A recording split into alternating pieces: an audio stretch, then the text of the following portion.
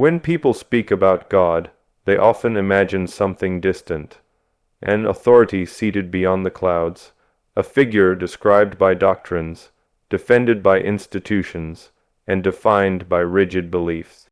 Yet the deepest encounters with the divine rarely begin in such places. They begin in silence, in the private chambers of the human soul, where no institution can enter. The experience of God does not first appear as a rule or a command. It emerges as a mysterious awareness, a quiet yet undeniable presence that seems to rise from the deepest layers of our being. Human beings have always attempted to organize this mystery. Throughout history, communities built temples, wrote sacred texts, and created systems of belief to preserve what they believed to be sacred truth. In doing so, they hoped to protect the experience of the divine, but there is a subtle danger in this effort.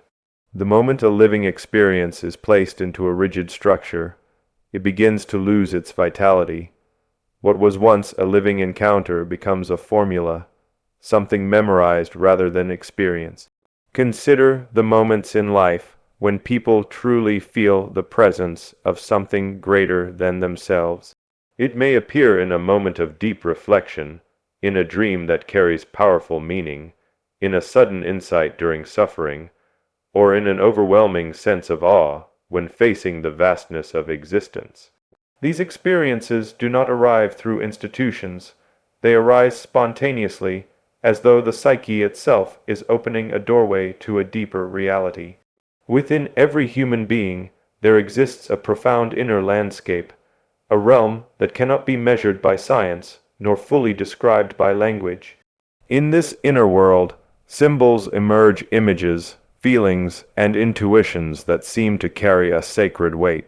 These symbols are not random. They point toward a deeper order within the psyche, a pattern that draws the individual toward meaning, integration, and wholeness. When one encounters these symbols sincerely, they often feel as if they are touching something divine. Religion attempted to translate these experiences into doctrines so they could be shared with the community. But what begins as a symbol often becomes mistaken for a literal structure. The living mystery becomes reduced to a rulebook.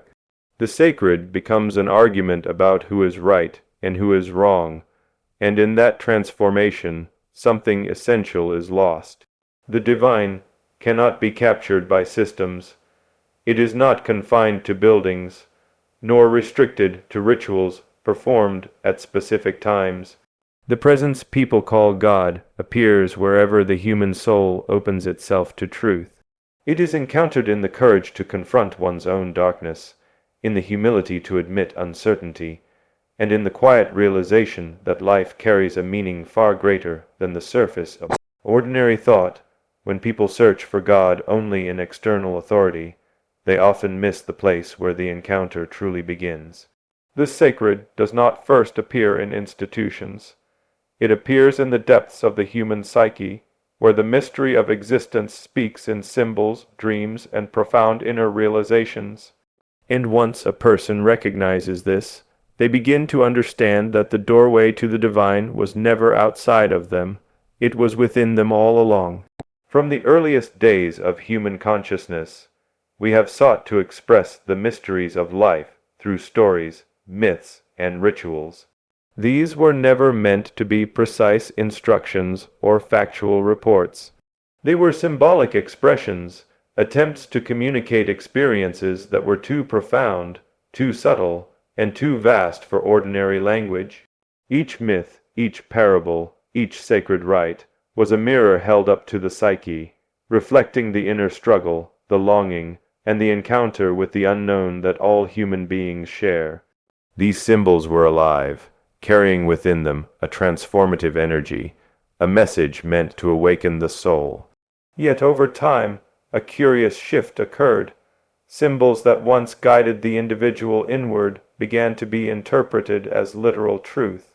The stories that once pointed toward the experience of the divine were transformed into rigid doctrines. The sacred was reduced to a series of factual statements, something to be memorized, recited, and defended.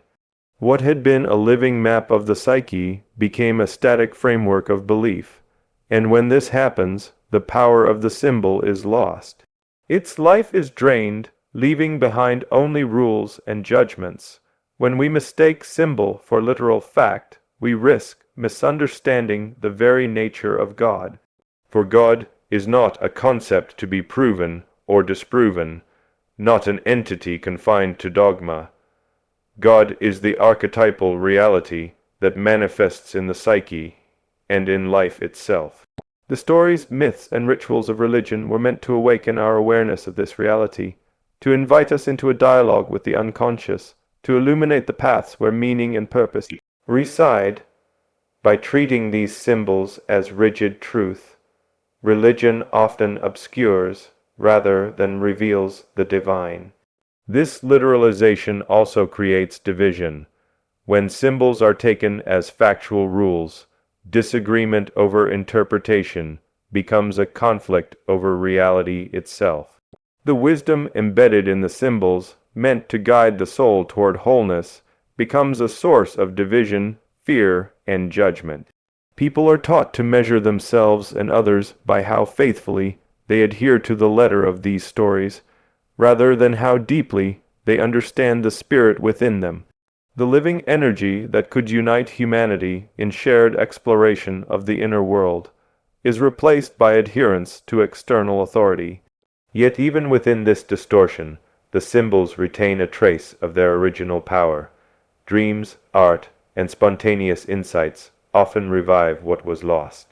A story or myth may awaken something deep within a person, even if the literal interpretation has failed. The unconscious knows the truth of the symbol, even when the conscious mind forgets.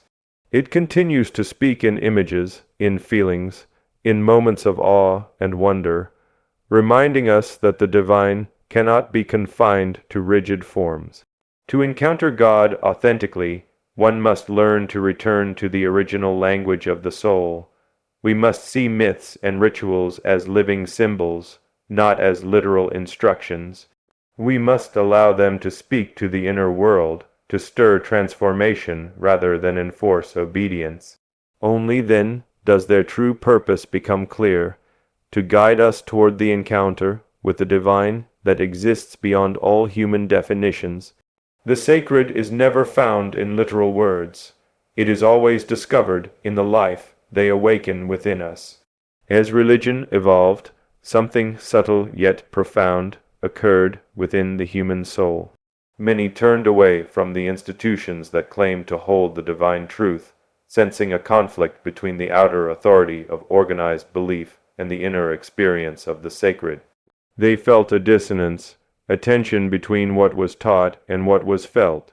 This is not a rejection of God, but rather a response to the failure of religious systems to honor the living reality of the divine within each person. The soul recognizes when it is being constrained, when mystery is reduced to rules, and when awe is replaced by obligation. This turning away often leaves a void, a profound emptiness that cannot be filled by material pursuits, distractions, or intellectual arguments. People may say they have abandoned religion, but what they truly crave is an authentic encounter with the sacred. They long for a connection that transcends the superficial, a sense that life has meaning, purpose, and direction. Without this connection, the soul suffers from anxiety, restlessness, and a subtle despair that cannot be explained by ordinary circumstances. These are the echoes of a deeper longing, the echo of the divine, that continues to speak even when traditional forms fail to respond. What is often misunderstood is that the loss of faith in institutional religion does not imply the absence of God. God does not vanish when doctrines fail or when temples are abandoned. The divine is not bound by human structures. It exists as a living presence within the psyche, a guiding archetype that shapes our dreams, our creativity, and our moral intuition. It is present in the moments when we confront our deepest fears, in the choices that reveal our truest values, and in the sudden insights that illuminate the meaning behind our struggles. Even in the absence of formal religion, the inner divine continues to call, to awaken, and to transform. The danger, however, is that many mistake the failure of religion for the non-existence of the divine, and in that misconception, they neglect the inner life entirely. They may seek fulfillment only in the external world, in achievements, relationships, or fleeting pleasures, hoping to fill a gap that can only be nourished by spiritual depth. Yet, when they turn inward, when they explore their dreams, their instincts, and the symbols that rise from the unconscious, they often find the presence they had unconsciously longed for. The divine archetype reveals itself not through conformity, but through the courage to face oneself honestly, to engage with the unknown within, and to integrate the shadow that is so often denied. The emptiness felt by those who reject organized religion is, in truth, an invitation. It is an opportunity to awaken to the living God that resides within. By acknowledging the inner reality of the divine, the soul finds direction, meaning, and wholeness. The longing, the restlessness, and the subtle despair are not signs of abandonment, but of a soul that still seeks, that still hopes, and that is ready to encounter what is eternal. Even when human systems fail, God's presence endures, waiting patiently within the depths of every human heart. The true spiritual journey does not lie in following the commands of others or in the blind acceptance of external authority. It begins with the individual, with the willingness to turn inward and face the reality that lives beneath the surface of conscious thought. Within every human being, there exists a hidden landscape, rich with dreams, instincts, and symbols that speak in a language older than reason.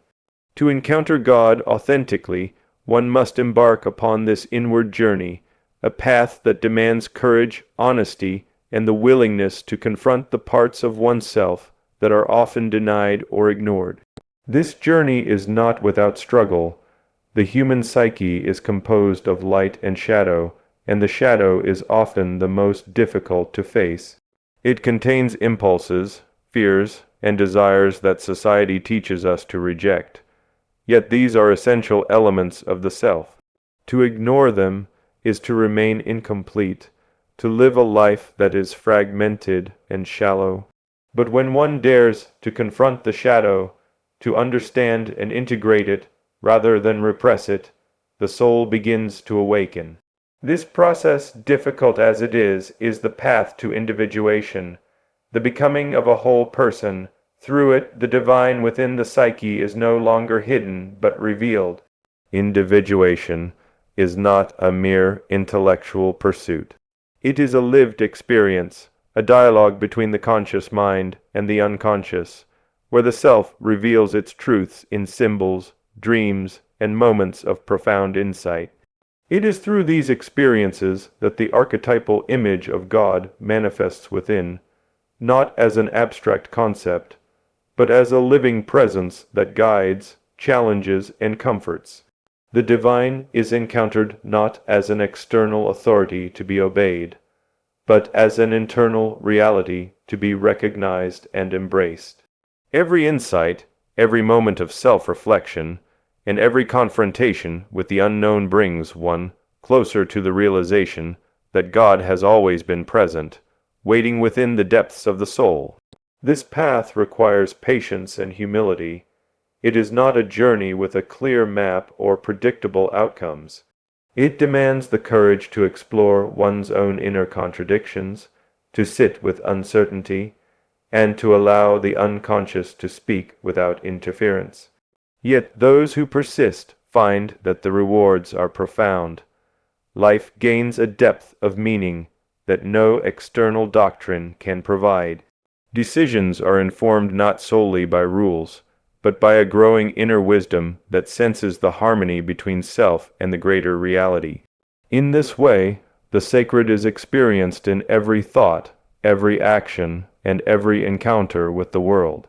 Ultimately, the divine is not something to be sought outside oneself, for it has always resided within. The process of individuation reveals this truth, showing that the journey to God is inseparable from the journey to oneself. It is a path that transforms ordinary existence into a living encounter with the eternal. The divine is discovered not in obedience, but in wholeness.